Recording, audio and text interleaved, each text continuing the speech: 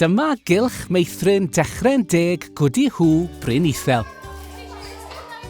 Edrycha ar y plant I gyd yn chwarae'n hapus. Mae Dewin yn mwynhau dod i'r Cylch Meithrin. Mae'n hoffi chwarae gyda'i ffrindiau ac mae'n hoffi chwarae gyda'r tegannau. Edrycha! Mae'n amser canu. Mae'r plant yn mynd I ganu sut dywydd ydy hi. Mae hi'n heulog. Mae'n barod I canu sut dywydd ydy hi heddiw. Sut dywydd ydy heddiw, sut dywydd ydy hi.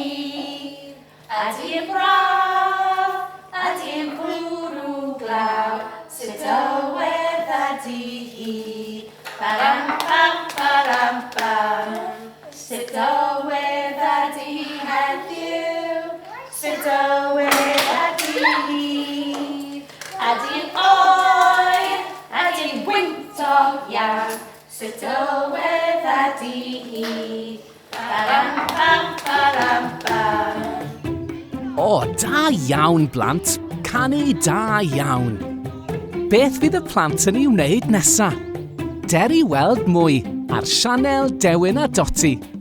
Hwyl fawr!